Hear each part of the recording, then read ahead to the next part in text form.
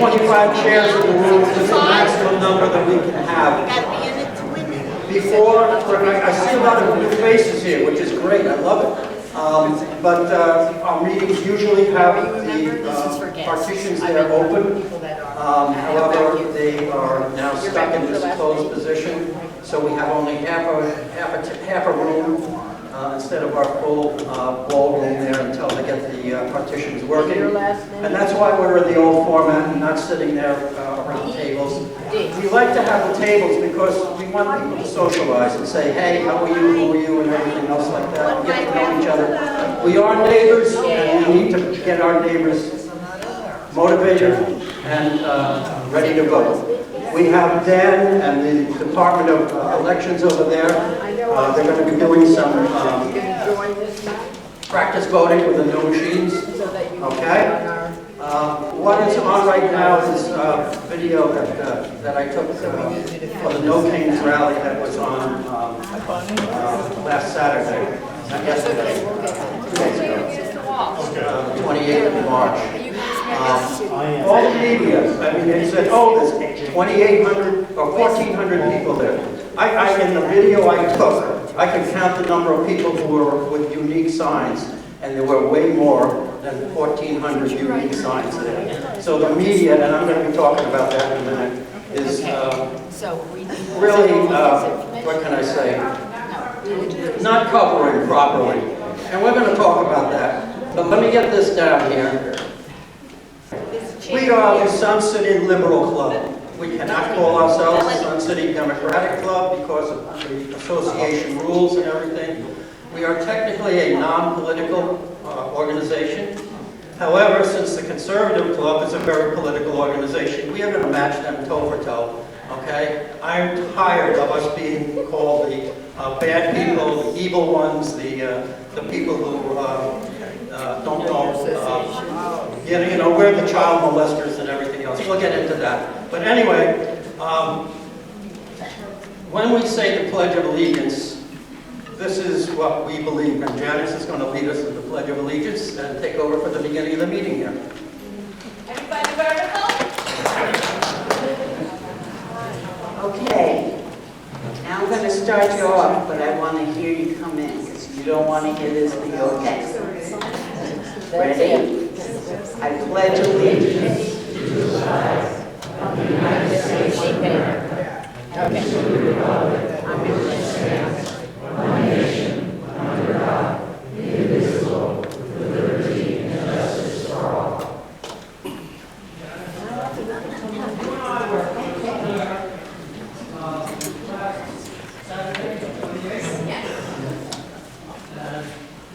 Want to see my blisters? We were walking in the No Kings. Jay Backus, who was here last month, was one of the speakers, and another one of the speakers was... Me? You had it like that.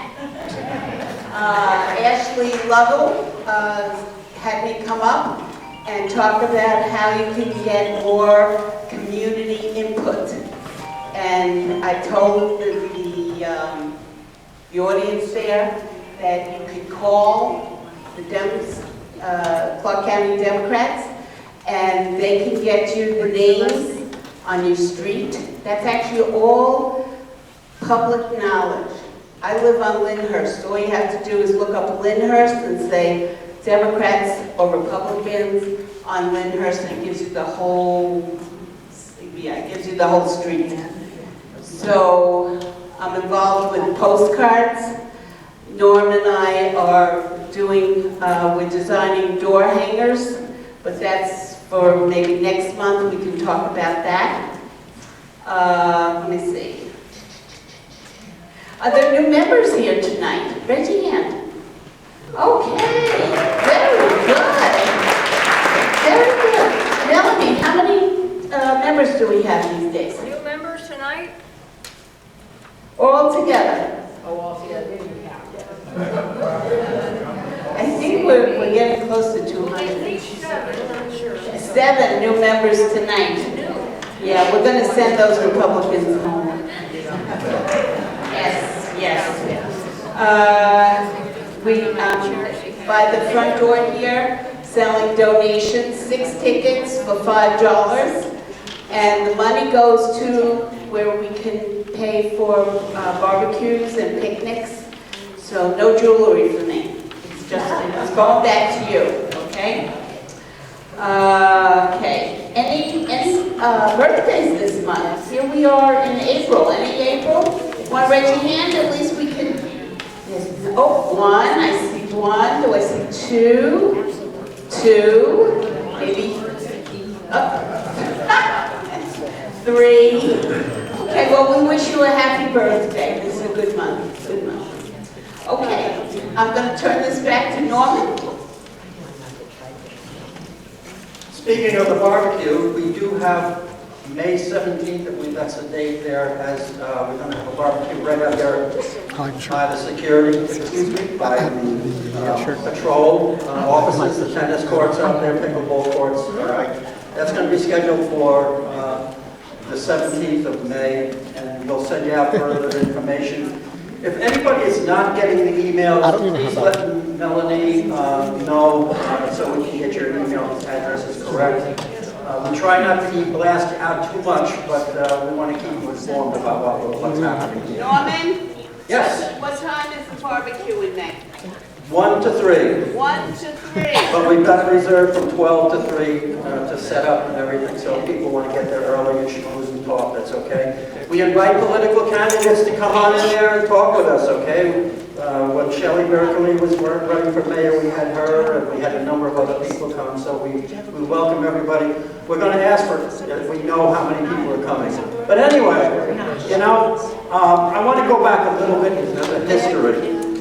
Almost just over a year ago, we had Liberation Day, okay? And, you know, Trump gets out there and all the tariffs that the other countries pay. Does everybody know that the other country pays the tariff? No! Come on! That's right, we pay the tariff, okay? It comes out of our pockets to pay the tariff. So when Trump is out there saying, oh, we're making billions of dollars from these tariffs, who are they making the billions of dollars from? Okay, us. Look, wait a minute, I want to go backwards here. I've flipped that too much here. On February 28th is when we had a declared war on Iran and destroyed, took out the Shah, not the Shah, the Ayatollah, and many of his family and friends left his son alive. Unfortunately, the son had his brothers and wives and children die, so I'm sure he's going to love us here. But anyway, this is what happened to the gas prices from February 28th to April 5th. So I don't know how it is now, it's even higher, and it has been continuing to go up. So, you know, another one of the promises that was never kept is $2 a gallon gasoline, you know. And what our illustrious president was said in his coming up to this is no more wars, we're not going to get entangled and everything else like that. So, you know, unfortunately, if you are a liar and you have no problems lying. But anyway, Christy Knoll she's one of the first people that's now out, okay, in her $220 million ad campaign. And you know how much was taken away from WIC, from USAID, from other things that would bring peace to the world and stop people from being hungry and everything else like that. And here she, you know, you have to sign off on everything over $100,000 or you're not going to get the money if you have a disaster. And she's paying $220 million along with Corey there, you know. And then what happens there? This is, you know, everybody knows about this boobs thing there.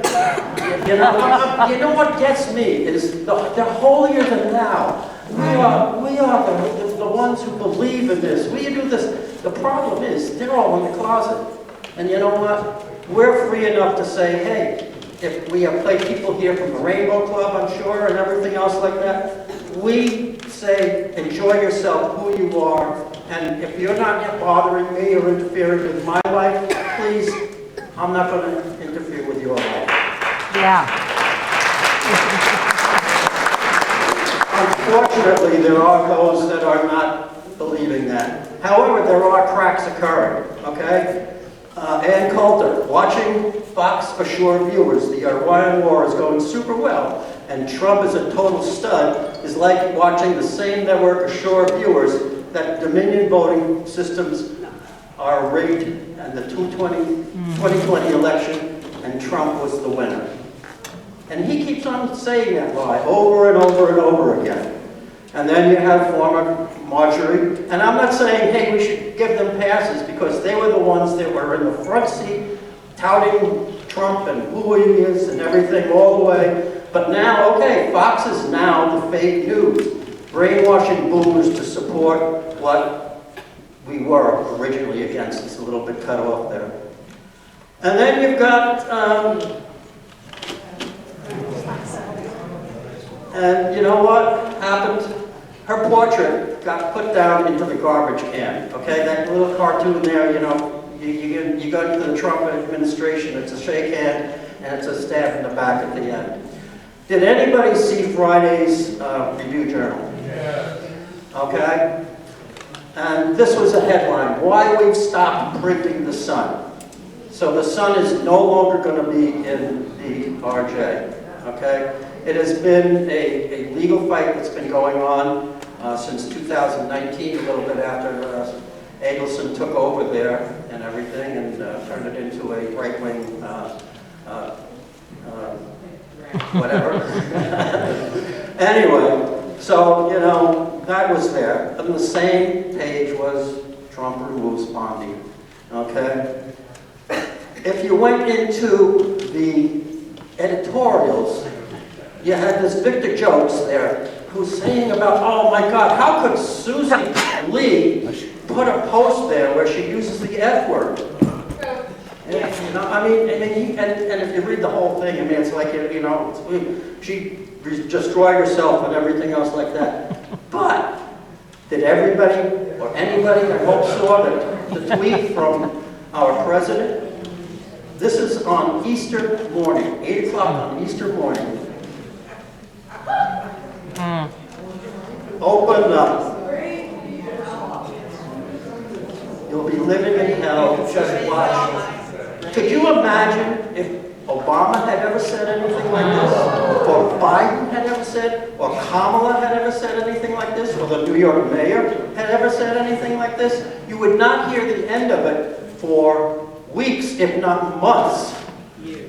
Okay? Is Victor Jokes going to say anything, Jocks, or however you pronounce his name here, going to say anything about this? Will the RJ have an editorial or an opinion about how this is wrong? Yeah, you know, it's so much that we're the ones, the Pizzagate, and we're the people who steal elections, and we're the people who do all these horrible things and everything. But you know what? What do they say? One finger pointing at you, there are three pointing back to me, and it seems that's what's really happening. Anyway, I want to land it on a positive note. Just after 11 o'clock today,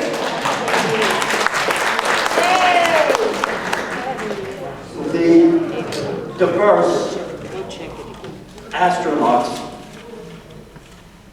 Canadian women, black, white, a diverse team, went the furthest around the moon. They were furthest away, and they're, you know, 50 years ago it was, and I remember July 1969 there, you know, the Neil Armstrong, one small step for man, and that was 50 years ago.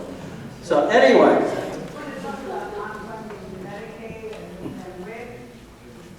you know, I don't mind, this is something I can see as positive. Blowing up the straits and oil and saying we're going to blow up Iran's bridges and everything else like that and destroy it unless you do it my way.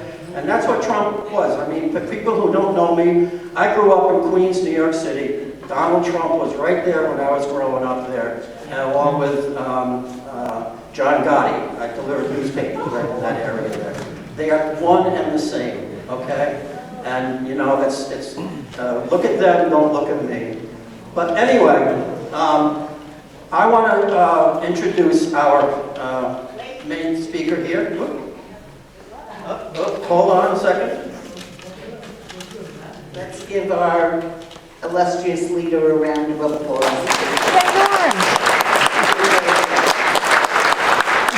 Okay, I just want to make a few announcements. There's going to be a Palooza postcard writing party on May 19th. We'll send out an email to talk about that. Lonnie Paz is the head of the Red Rock Democratic Club. It's the fourth Wednesday of the month at Temple Sinai. And last but not least, Good Trouble Vegas is going to be holding at the Enterprise Library a Las Vegas Democracy Coalition. And it's at the Enterprise Library, April 26th, 10:30 a.m., 10:30, 11:30, 12. Where are you, Lori? What it is, it's a campaign. Sorry, real fast. The commissioners, we're having a candidate forum for the commissioner seats that are being challenged in the primary. There's 3 of them. And if you want to come learn more about the commissioners, come on April 26th. It's a Sunday, 10:30 to 12 at Enterprise Library. Okay. All right. Good, good, good. Take it down. Okay. You know, has anybody seen all of the ads that our current governor is having on there about how he saved the healthcare system and opening up all these hospitals and everything?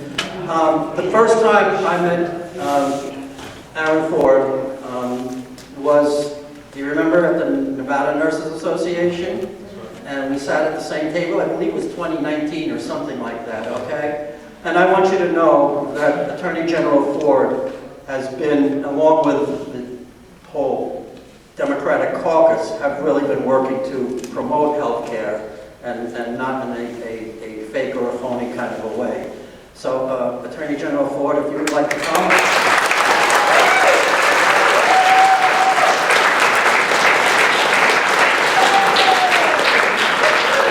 Hey everybody, how y'all doing? Good. Y'all good? Y'all not persuading me right now. Y'all okay? Yeah. Very good, very good. Everybody, my name is Aaron Ford. I am your Attorney General. I'm going to be your next governor. You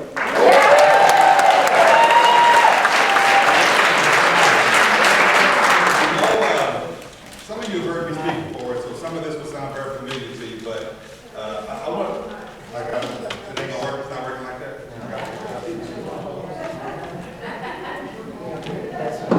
You gotta hold it close. Right on the It don't work, okay. All right, how about that? Yep. So some of you know me already, and you've heard me and a little bit of my story, but yeah, some of you don't. So just let me start real quickly by introducing myself. And but before I even do that, I saw the picture from the Clark County Democratic Party. Thank you so much for your service in that regard. I was not there. Unfortunately, because, speaking of commissioners, one of our commissioners lost his father. And the service was that same day, during that same time period. William McCurdy's father passed away, and I was there, and I'd like to ask that we take a moment of silence to acknowledge William McCurdy Sr., who was very active in politics, especially on the west side, west side of our state. So join me real quickly for a moment of silence.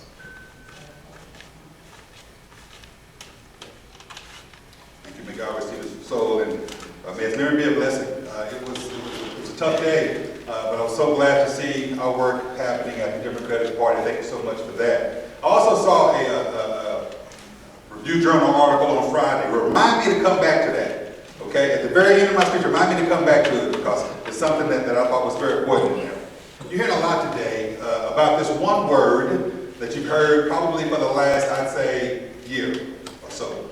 It's a word that most folks recognize now as the most important topic in political conversation. It's a word that, frankly, I didn't know when I was a young kid. I probably wouldn't have known what the word meant. But what I knew is that my mom and them couldn't afford food. I knew it because my father worked at Safeway, at a grocery store. It's like Bonds here, right? And one day he brought home this big box of candy. Some of you heard the story, but it bears repeating. It was about this tall, you can't see, about this, a little shorter than my knees, about this wide. And in that box was a whole bunch of candy, all different types. Snickers, Nestle Crunch, whatchamacallits, you remember whatchamacallits? Whatchamacallits, Score-Bar, remember the Score-Bar? S-K-O-R? He had all this candy in this box, and he brought it home one day, and I came to find out later in life that my dad, who worked in the produce section, was dumping out at the end of his shift that day some rotten fruits and vegetables that they couldn't sell anymore. And next to the dumpster, he found that box of candy, right next to the dumpster, next to the dumpster behind the Safeway. Safeway was throwing it in the trash because it was stale, and they couldn't sell it. But the boys got to eat. So my daddy brought home this stale candy. And about 2 weeks or so, he ate that box of candy until it was empty. And I would sneak some of that candy, frankly, in my little lunch pail to school. And to this day, my favorite candy is the Store-Bar, the S-K-O-R bar, S-K-O-R bar. Because I would eat that stale Store-Bar. Can you imagine a little, 10-year-old eating Score-Bars? I wasn't eating Snickers or Score-Bars. But to this day, it's my favorite candy bar. And if you ask my wife, she'll tell you, on my nightstand, I keep a Score-Bar. On my home office desk, I keep a Score-Bar. I have two colleagues here who will tell you that on my work desk, down south and up north, I keep a Score-Bar. On purpose and by design. To remind me of who I am and where I come from. To remind me of what struggle looks like. To remind me of what difficult times are.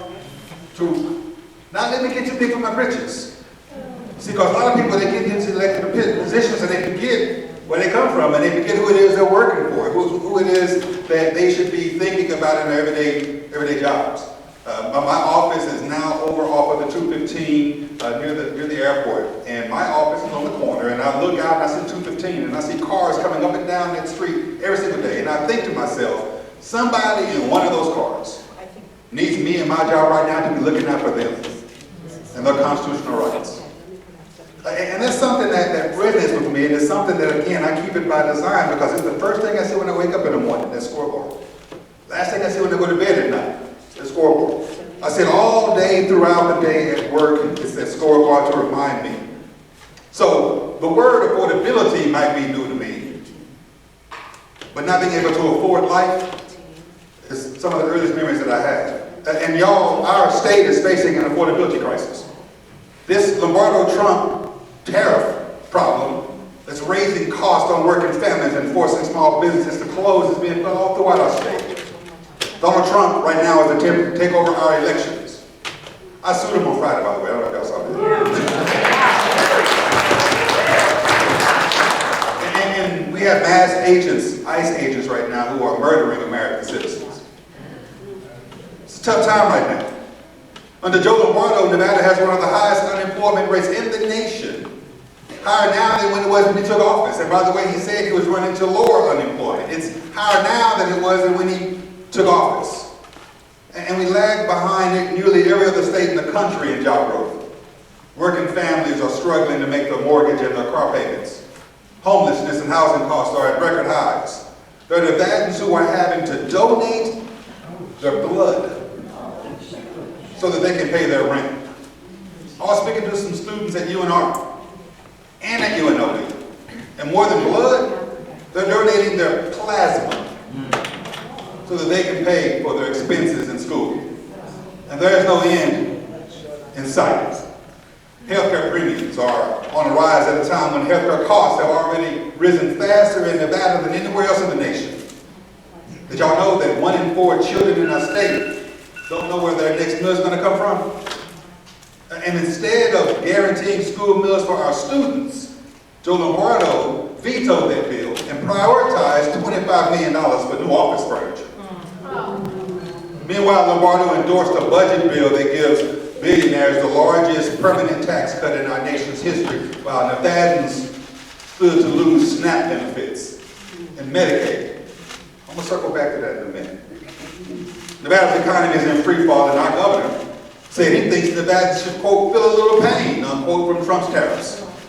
Well, I disagree, which is the reason why I fought them in court. And I won.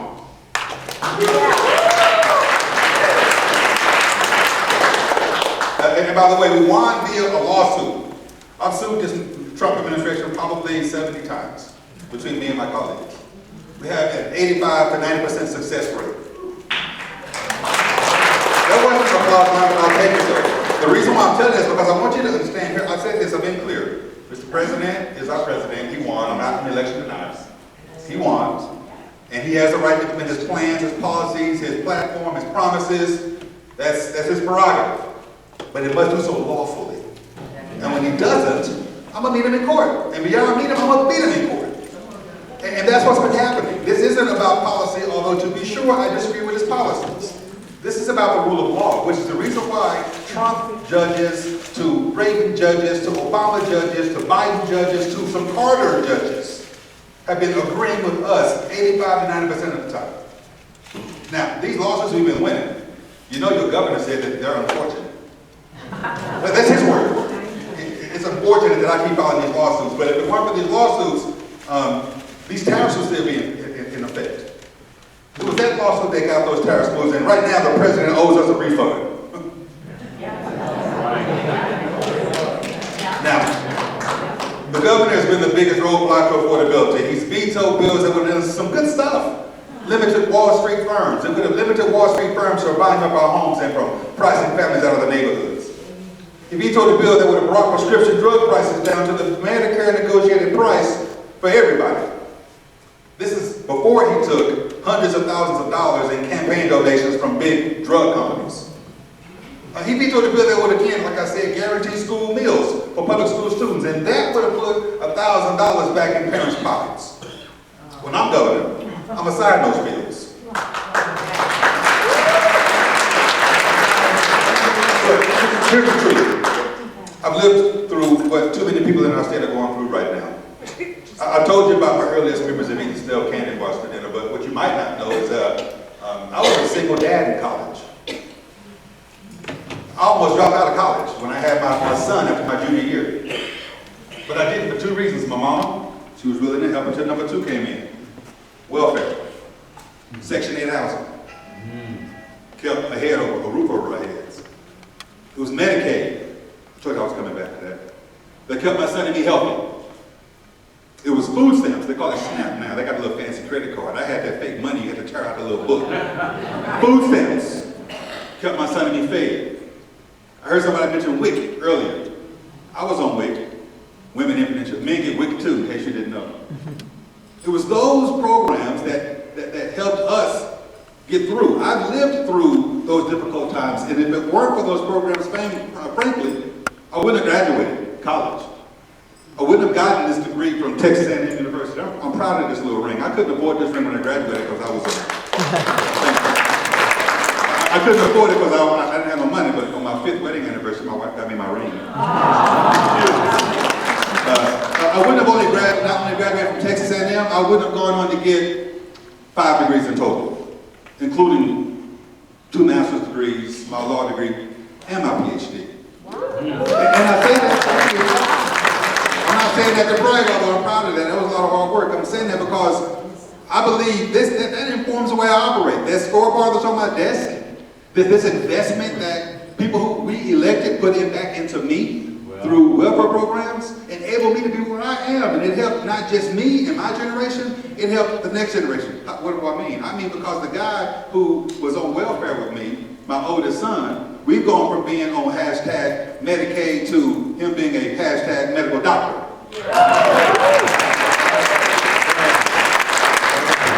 He graduated from Georgetown Medical School. He was a 3-time president of his class. And now he's doing his residency in emergency medicine. And I say that again, not to brag, although I'm very proud. I say that again as a demonstration of what happens when those who we elect into office invest back into us. That's our job. That's what we should be doing, is to try to help effectuate a better outcome for you. And so that's why, as Nevada's top law enforcement officer, you see me work. You've seen my top priority to be always keeping Nevadans safe and keeping money in people's pockets. You see me go after corporate landlords who are jacking up prices on renters, and I've prosecuted child predators in jail. I put them in jail, and I fought to protect birthright citizenship, and I've sued to unmask ICE. As a state senator, you saw me work. You saw me championing working families by passing legislation that would have expanded paid leave and raised the minimum wage. I passed those bills. You saw me work. You saw me work across the aisle to give state employees raises, including our state police. And you saw me work to lead the effort to expand collective bargaining rights. Real people, our neighbors, our family members, our friends, they are impacted by the policies that we make and enforce as elected officials. And so I want to be clear, I am willing to work with anybody, Democrat or Republican, who's serious about making life more affordable for Nevada families. That includes the president, and it includes Lombardo. They have not been good partners, let's be clear. But with or without them, we're going to make Nevada more affordable when I'm governor. And here's how we're going to do it. We've rolled out our Affordable Nevada plan. Check out my website, forwardsfornevada.com. There is a page that says Affordable Nevada plan. And we rolled out 3 plans, so 3 planks of that plan so far. The first one is on housing. And by the way, this plan was informed by me taking a 17-county tour. We have 17 counties in our state. 17 counties, 18 stops over the course of more than a week, talking to Nevadans all over every corner of our state. Urban, rural, suburban, Democrat, Republican, independent, black, white, man, woman, Latino, Asian, you name it. Everybody, every demographic I got to talk to, and here's what I heard them say. Housing is too high. So here's what we're going to do to address some of that. We're going to limit Wall Street firms from coming into Nevada and buying up our homes and pricing working families out of the neighborhoods. We're going to lower the cap on security deposits to the equivalent of 1 month's rent. Right now it's 3 months. So if rent, the average rent price in our state is $2,000. Wow. They can charge 3 times as much before you can even move in, $6,000. That's pricing folks out of apartments before they can even get there. In my housing plan, we're going to ban all extraneous junk fees that are not tied to real measurable costs. And we're going to invest in first-time and public service buyers by bolstering funding for down payment assistance and by lowering interest rates for first-time home buyers, for teachers, for first responders, for military members, and for our veterans. In the healthcare space, I heard this as well. Healthcare is too expensive. We're going to begin by doing something the governor wouldn't do. We're going to cap the cost of prescription drugs at the Medicare negotiated price for all Nevadans. We're going to, thank you. We're going to cancel medical debt. I'm going to work with medical debt nonprofits to cancel debt for Nevadans whose annual income is 400% or less of the federal poverty limit, or the medical debt that they owe is 5% or more of their annual income. We're also going to, in my administration, appoint an insurance commissioner with no ties to insurance companies. That means the focus is going to be on you, not on profits. In my plan, we're going to connect eligible Nevadans to the state's new public health insurance option.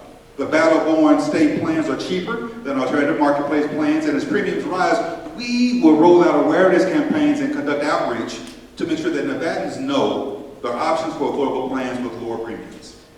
In the energy context, I just rolled this plan out on Thursday, I think it was, last week.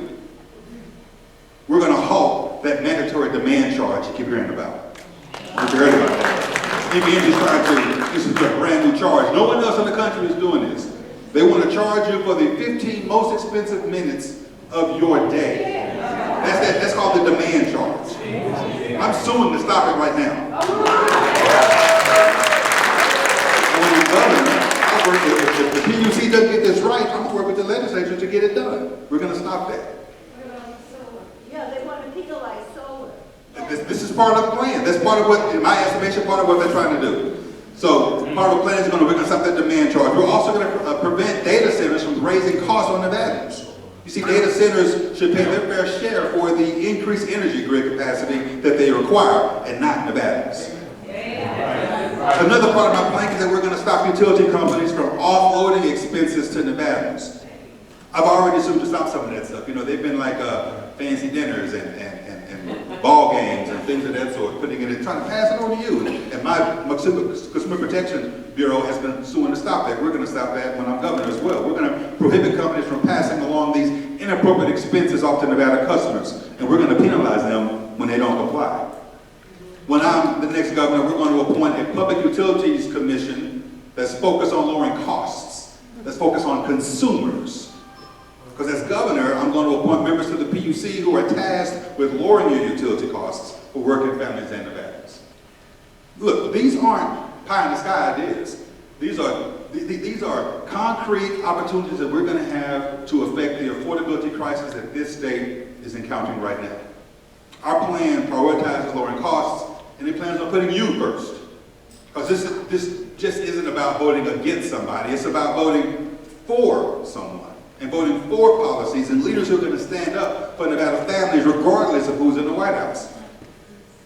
I've sued both Biden and Trump. Because I don't care who's in the White House. If you're hurting Nevadans, I'm going to meet you in court, and I'm going to beat you in court. That's what we've done. You've seen me stand up to Trump's attempt to take over Nevada's elections, and I just sued, as I said, last Friday. But I've also sued him over the Department of Education to keep it intact. That's something that Lombardo actually agrees with Trump on. He wants to demolish the federal Department of Education. What kind of nonsense is that? In this campaign, the safety and sovereignty of Nevada matters. You matter. And what the naysayers can't seem to comprehend about this is that this election isn't about me. It's about you. And so, together, I look forward to making our state more affordable and moving our state forward. Thanks, everybody. Great work.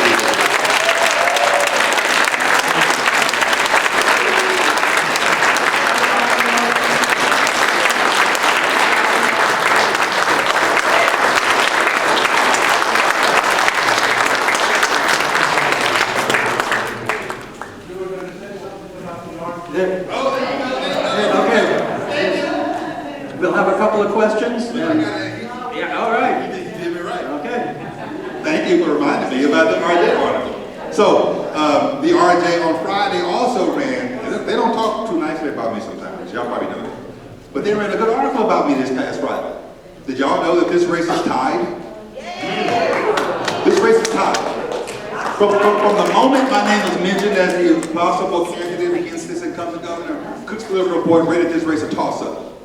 They said an A.G. Ford versus Lombardo is a toss-up. That's tough for an incumbent. That's bad news for an incumbent. It's good news for a challenger to an incumbent, right? And so a few months later, after we announced in last July, in October, a new poll came out, and they said that we were down 3, but the margin of error was 3.5. That's a tie ball game. The next month, in November, a poll came out, and it had us literally tied at 41 points each. This is a tie ball game, y'all. This is a good place for us to be in as the Democrats because he is, you know, if you want to beat the champion, you got to win the whole match. Yeah. Right? And so we have to take him out. Right. And so the work we're putting in right now is leading us to that opportunity. Don't stop. I'm not going to stop. I'm not going to stop. We're going to keep going. We're taking nothing for granted. We're going to continue to talk. And I am confident in my heart of hearts that y'all are talking to the next governor of Nevada. You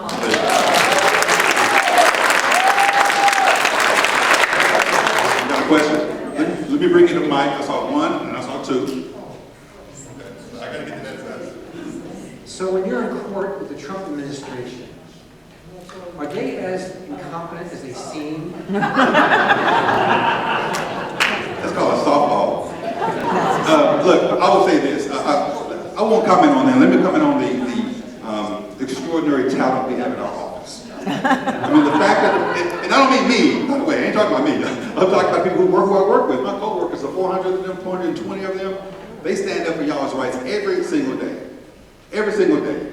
And they don't, frankly, they don't care who the Attorney General is. They don't care who the President is. They look at their job as defending the state constitution and the federal constitution, and if someone's messing up, they're going to take them to court. And so our people have gone into there, standing up for our elections, pushing back against unlawful activities, and they've been winning because we're on the right side of the law. We don't play politics when it comes to defending our rights. We stand up for what's on the rule of law, and that's why our winning rate is so high. everything that you said this evening. I've spent way too many hours in the last several days watching daytime television, and they are killing you on this travel thing. How are you going to fight that? That's a great question. Now, you heard me say throughout my speech that you see me work. You see me work. Let's not pretend like I haven't sued the Donald Trump administration 70 times and won 85% of those. Here's what the challenge is. They want to say that because I am corresponding with attorneys general from other states working on crimes that transcend our borders, that I'm not working. The fact is, sex trafficking transcends our borders. Gun trafficking transcends our borders. Human trafficking transcends our borders. The social media problems that I've sued over transcend our borders, right? The wildlife trafficking we deal with transcends our borders. The opioid crisis that I brought $1.2 billion of recoveries in transcends our borders. And so I've worked with Democratic and Republican governors, attorneys general, all across the nation and our counterparts internationally. When I meet with Mexican AGs, talking to them about fentanyl coming across the border and our guns going across their border, that's an important part of my job. It's work travel, is what it was. And they don't tell you all that part. They just make it sound like I'm lazy, and I'm shiftless, and like I'm vacationing. Let me ask you this question. Did what I just say to you make sense? Okay. I hear you, but I just want to know if it made sense. Because there will come a time when everybody hears out loud what I just said. That's what's going to happen. What you're going to hear is the sex trafficking victim who says, I'm glad my attorney general was talking to other attorneys general in Florida about ways to cut down on the interstate sex trafficking that got me caught up in this mess. What you're going to hear is a gun violence survivor say, I'm glad that Aaron Ford was talking to Mexican attorneys general about how to cut down on the fentanyl going one way and the guns coming the other.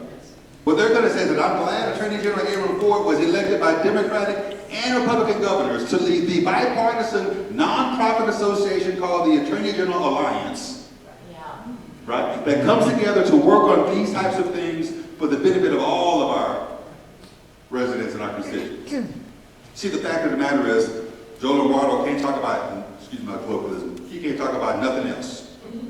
He can't talk about affordability, because everything's more expensive under him. He can't talk about health because he's vetoing bills and taking money from all these pharmaceutical companies. He can't talk about education because he won't feed kids.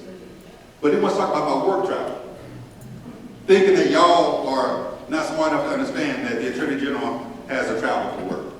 So the time will come when we respond. We got to raise money to make it happen. But when we go up, everybody will know. And then that's it. We've already tested this, by the way. Folks, when they hear about this, they understand that it's a non-hit. Let me move around a little bit.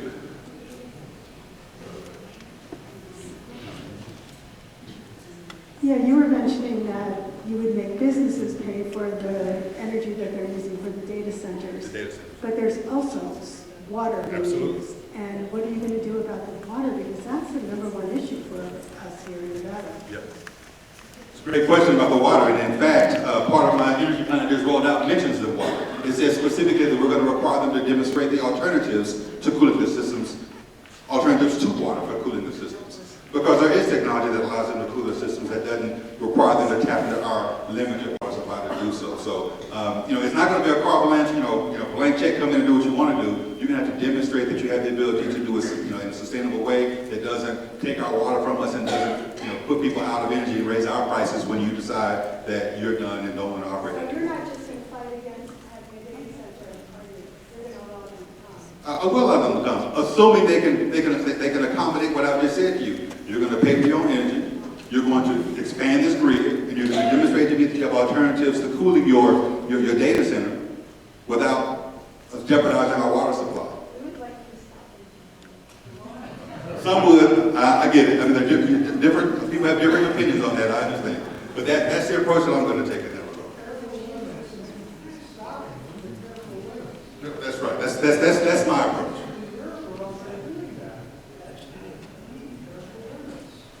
Hi, I've been reading and getting a bunch of emails and stuff from Park, and then also reading about the big, beautiful bill, which has already done some damage to Medicaid. But there also, and I just saw something Steve Miller said a few weeks ago about how Social Security and Medicare are also being looked at for problems. So is that something that can be done at the state level, or is that just going to be the federal government again?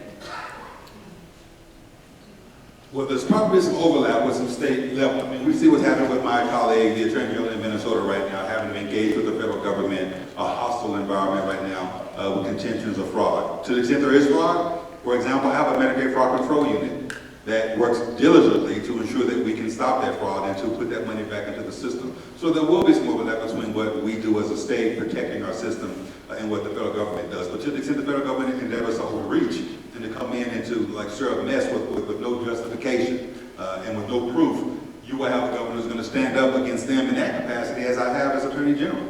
And we're going to stand up on things that we know are justifiable and right, so that we win when we go to court, and not just stand up and be a roadblock toward like true progress type things. And so yeah, there's going to be some overlap, to be sure. But the federal government does have a role in some of this, and to the extent they don't overstep, we'll have to work with them on it.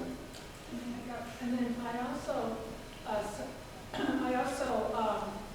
was listening to Citizens United, the unlimited political funding and so forth and so on.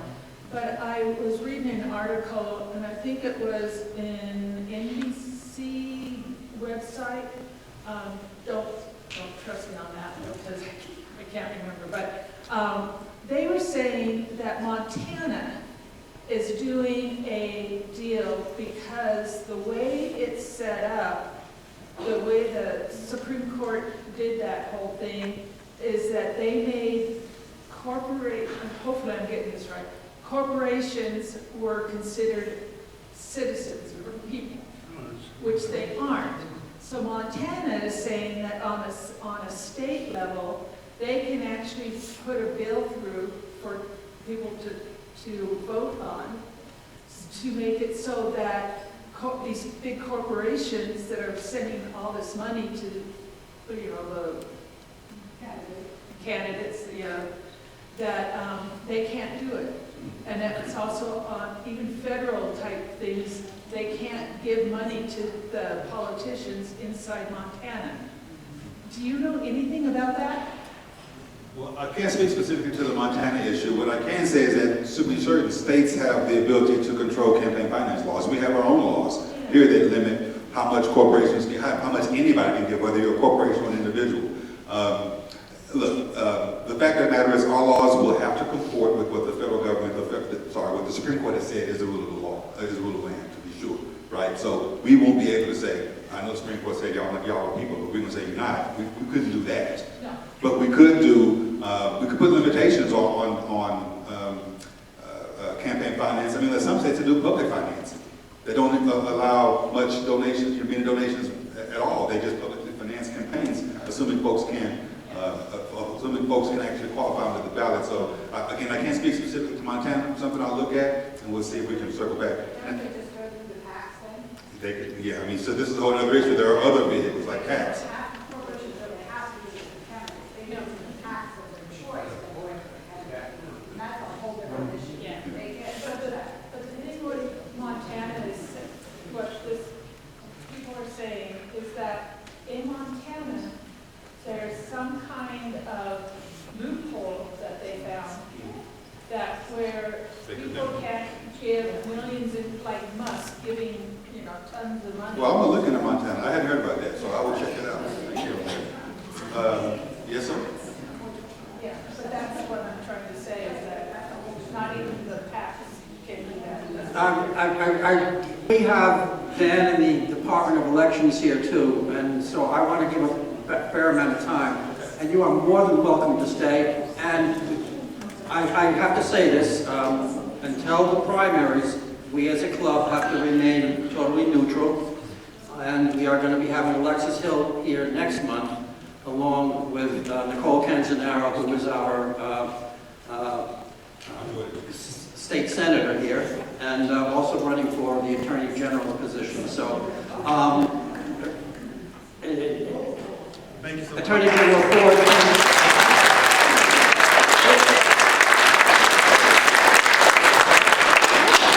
If you are the candidate in June, will you come back here? Of course. Okay? We'd love to have you. And when you get back, the room will be open so we can fit twice as many seats in here. Okay?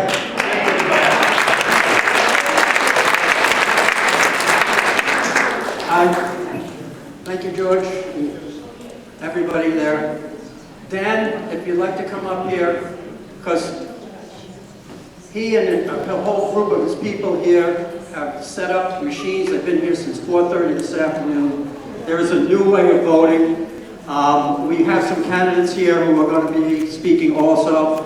I want to say this. We are recording the meetings, and because the Department of Elections, we have them here, but if the Conservative Club wants to bring them in, they will come to that club or to any other clubs. They are nonpartisan.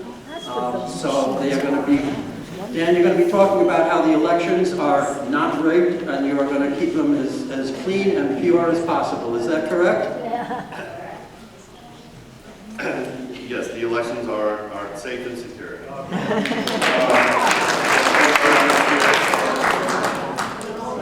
Appreciate it. So how many of you folks have ever voted in person in Clark County? Right? And how many of you have been election workers in Clark County before? All right, so hopefully we'll have everyone raising their hand again by the end of the night. My name is Dan, I'm with the election department. At Clark County Election Department, we provide election services for all of the cities as well as countywide elections. That includes candidate filing, voter registration. We have over 1.5 million active registered voters in the county. For every election, we conduct a full mail ballot election as well as full in-person voting. So tonight, we are going to demonstrate in-person voting for you. For all of you that have seen it before, the beginning, the check-in part is basically exactly the same as you've seen it in recent elections, okay? You go in, you give the election worker your name, they look you up, they make sure that you're you know, your address, your date of birth, all that sort of thing. Then you're going to go to the voting machine.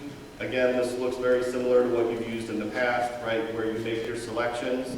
However, to the right of the voting machine is a new printer, right? When you're done making your selections, you're going to hit print, and it's going to print out on there what looks like a full mail ballot, okay?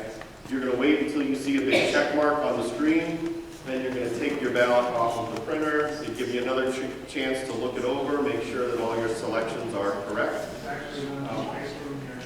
Yes. Yep. You'll have your votes in your hand. Right? So you're going to take that ballot and your vote card over to the tabulator. That's another new piece of equipment right there in the corner. That's where you're going to give your vote card to the election worker. And then you're going to, you the voter is going to put your ballot into the tabulator where it's scanned, and that's where your vote is counted. See? Easy. So what I'd like to do is give everyone a chance to go through the process. I will be around helping out a little bit, but also available if you kind of have questions that can't wait until everyone's done voting. For those of you that have, I'm sorry?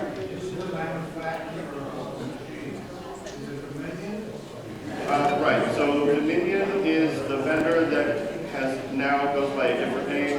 They were purchased and they're now called Liberty Vote. Yes, but that's the equipment that we use. Correct. Every active registered voter gets a mail ballot. Yep. So if I could get the first 8 folks to stand up and go over here, and then my friends over here will go through some of the process with you. For those of you that have done it before, feel free to just kind of ask them for the vote card and then head over there. If anyone has visual difficulties or visually impaired for any reason, The machine at the end of the row, we have it set up with the headphones and the, what do we call it, ATI assistance. Yeah, so. No, you don't. Nope. Correct. Yep, just like in the real voting. So if you guys want to go ahead,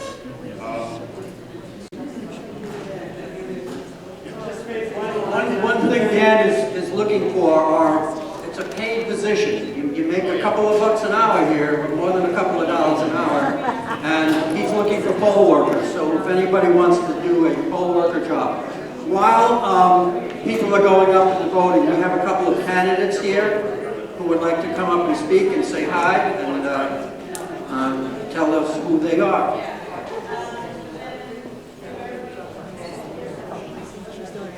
Good evening, everyone. I am Judge Jessica Goody. I'm your judge right now in Las Vegas Justice Court, Department 6, and I'm running for District Court, Department 26. The difference between that right now in Las Vegas Justice Court, I have an all-civil docket of basically small claims, so I am Judge Judy of Las Vegas. That's what I do every day. And I love that I can tell this group that, but I had third graders in my court. They still know who Judge Judy is, and they can understand what I do. District Court, though, is our main trial court, so I'm handling cases starting at $15,000 up to anything. And the reason I'm running to the next court up is Judge Sturman retired recently, leaving a lack of civil experience on our district court bench. I am the only candidate in this race that has handled the types of cases I would be hearing as an attorney and as a judge. We need people with the experience that can step in on day one and handle those very serious cases. It's what I do now, it's what I did as an attorney. When you're having an eviction case, you want somebody who's handled that previously. You don't want them guessing at the law. Those are the types of cases I handle right now. Those complex business cases, foreclosure cases, personal injury cases, medical malpractice cases. That's what I handled as an attorney. Those are the cases I continue to handle as a judge. I'll hang around here for a few minutes. I have some information. I'm happy to give it to you. If you have any questions, please come up. I know it's really difficult to learn who the judges are, so I appreciate you guys giving me a few minutes to come up and introduce myself. And if you have any questions, let me know. Thank you so much.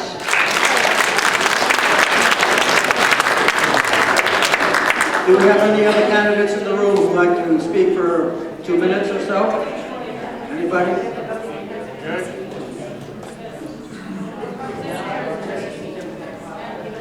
I want to say that we did invite Zach Horzine to be here at our June 1st meeting.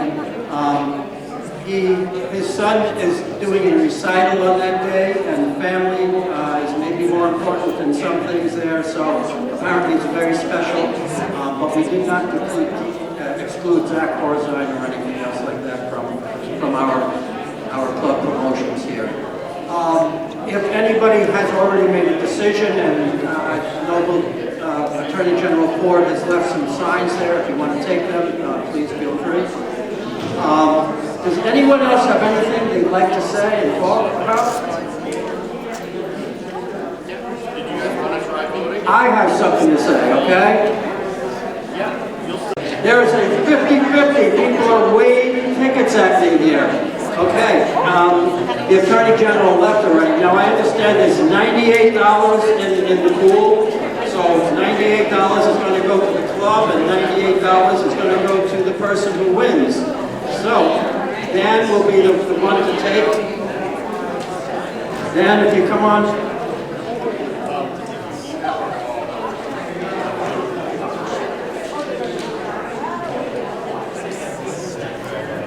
Dan, if you'd like to come over here and choose. No, he doesn't want to do it. Okay. March.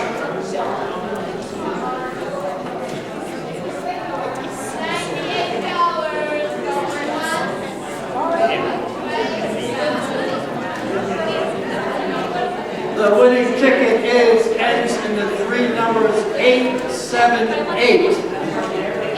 878. So it's 726-878. All right, we have a winner over there.